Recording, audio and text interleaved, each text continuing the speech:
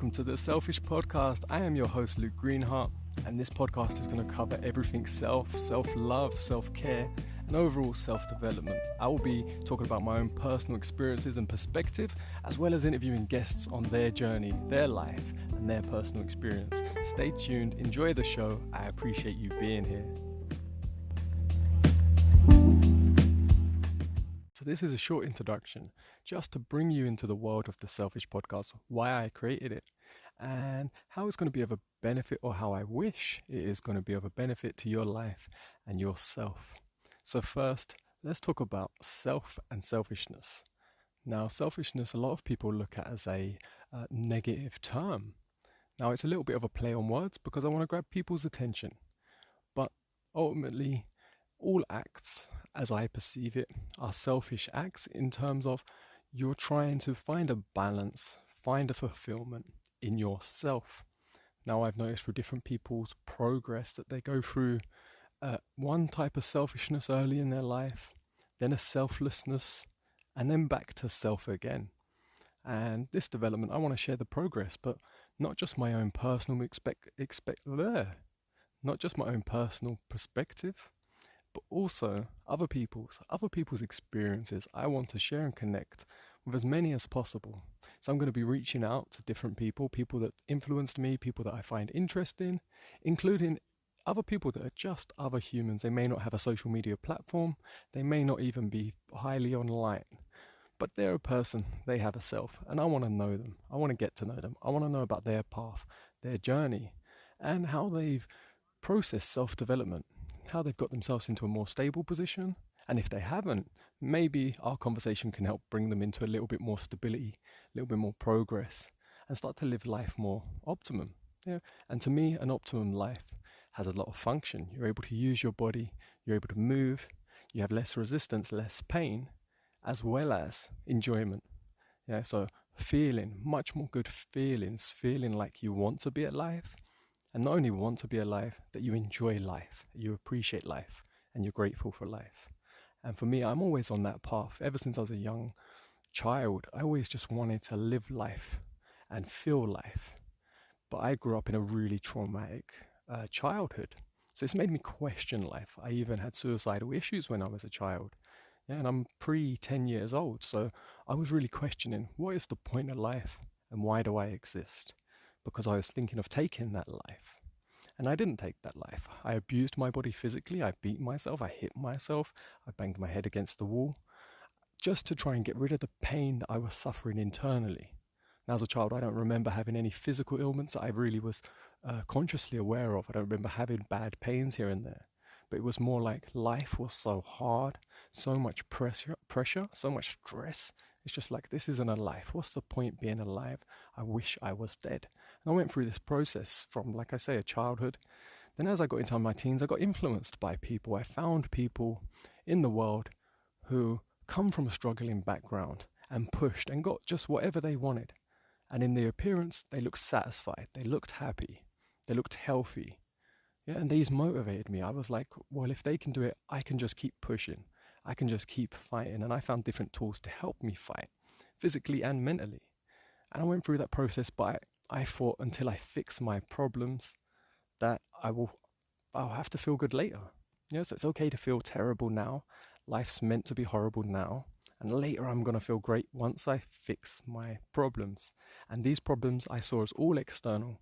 Health for my mum, stability for my family, having my own family, having an abundance of wealth to be able to sort all these situations out.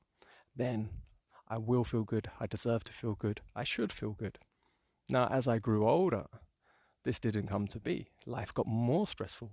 Unexpected traumatic events kept happening. Yeah, and they kept getting worse. And in 2015, my love, and it's my second love, I was actually married and divorced, but that's another story that I will get into.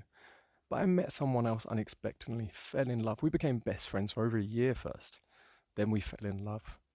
Yeah, and then shortly after, roughly a year, she had a cardiac arrest and died for 2 minutes, was brought back to life with defibrillators, and was wheelchair bound, paralyzed, and told less than a 1% chance she's going to live another 5 years. And I am her full-time carer now until she dies in that time, and it could happen at any moment. Now, this was in 2015. At the same time, I was a carer for my mother, who has severe schizophrenia, who's had it my whole life, and she had committed suicide 7 times, 7 attempts at suicide with overdose of prescription drugs, over-counter drugs, paracetamol.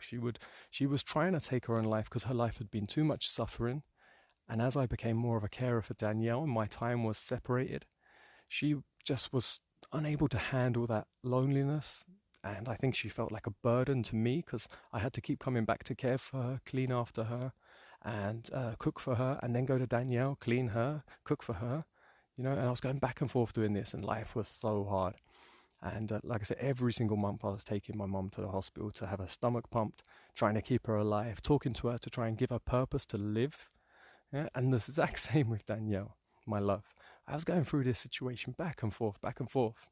And one day, I was on my way to Danielle's, and I was in a really struggling money situation. I was in a lot of poverty. I couldn't work. Yeah, I wasn't on any form of benefits from the government. And I was actually stealing to eat during this time because I didn't have enough money to buy my own food.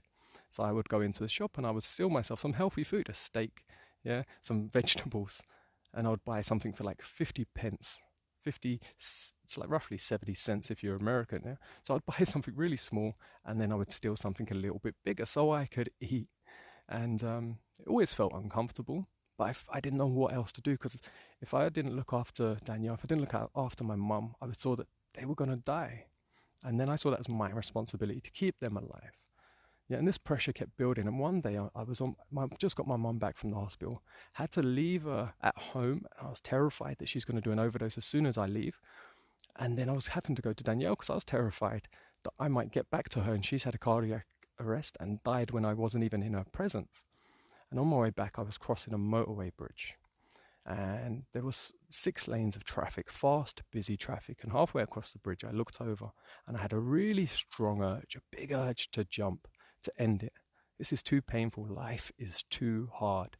Just finish it. And these thoughts circulated and they were strong. And I had to stop for a moment on the bridge as I contemplated this feeling, this thought that, you know what, my life is too painful. It's time for it to end. And I hadn't had this thought for a while because I'd been fighting since I was a childhood, since I was a young teen, to not feel this, to not do it, to not be in that mode, and just to keep fighting. I'm a fighter. I can keep pushing. I can keep going no matter what.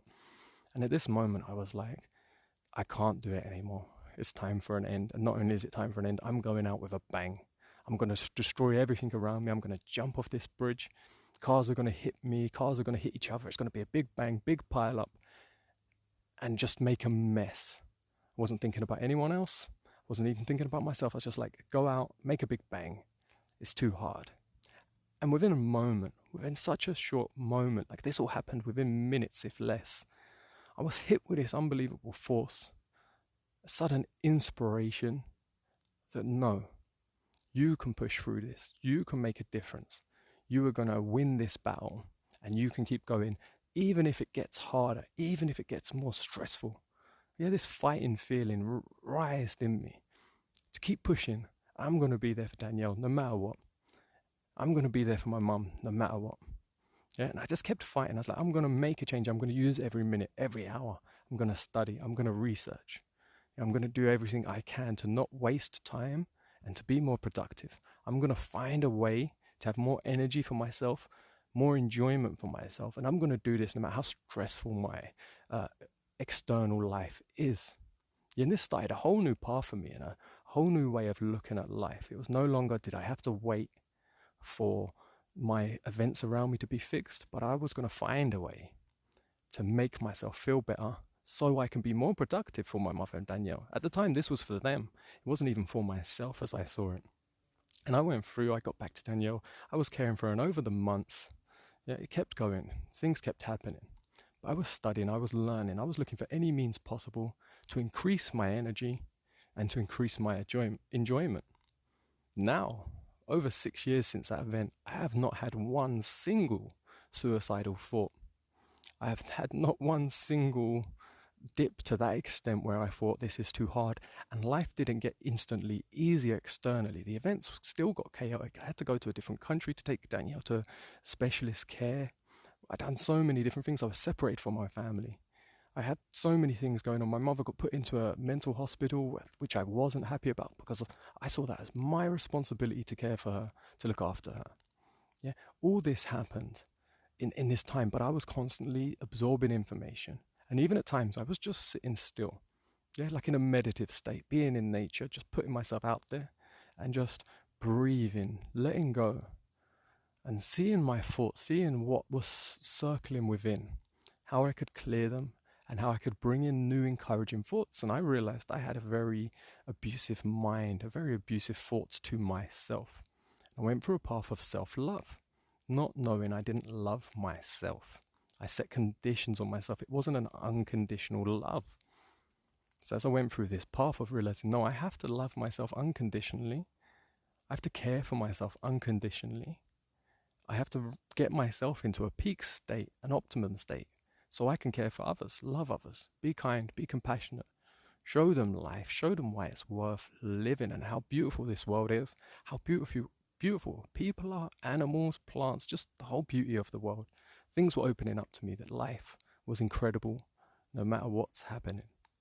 Now, as this process has gone, I have found lots of techniques, lots of methods, and I share them online as much as I can, and I share them at any opportunity that arises in my personal life outside of online. I started a YouTube channel last year to really put my message out there, just in the hope that this may help one person who's going through a tough time and they just need to hear something, or maybe they need to practice something to change their physical body pain or get themselves into a better mental state. And this worked. People messaged me. People were really happy. People said it really helped, especially during a process of lockdown and restriction where they were isolated.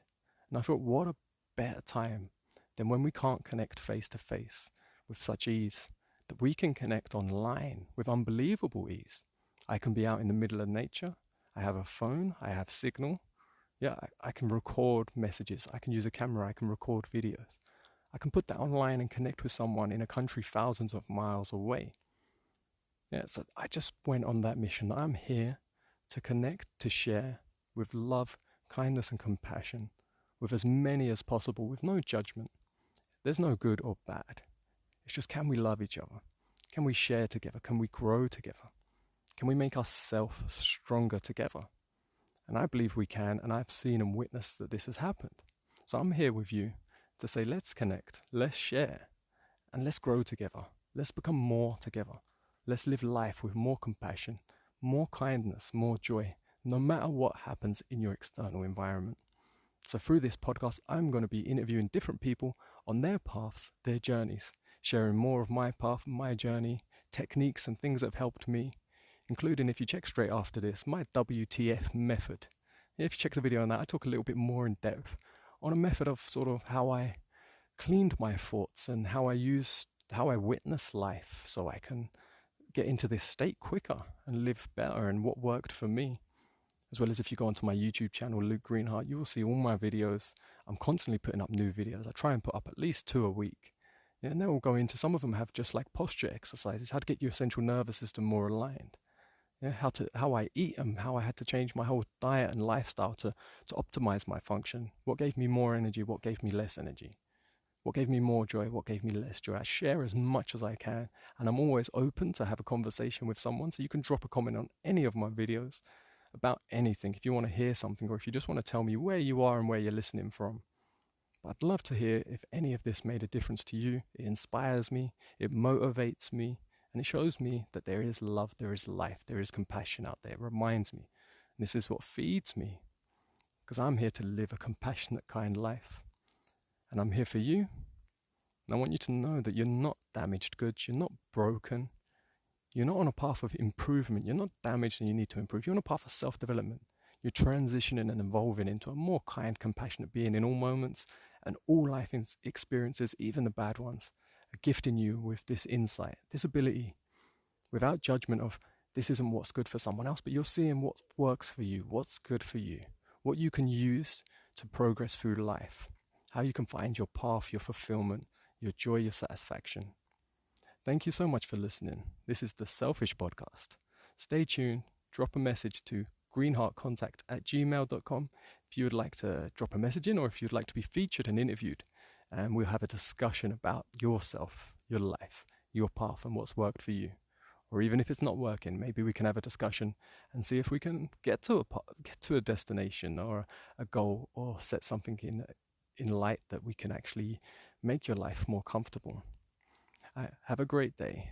Again, I appreciate you, truly do, for being here, for listening, and I will see you in the next episode.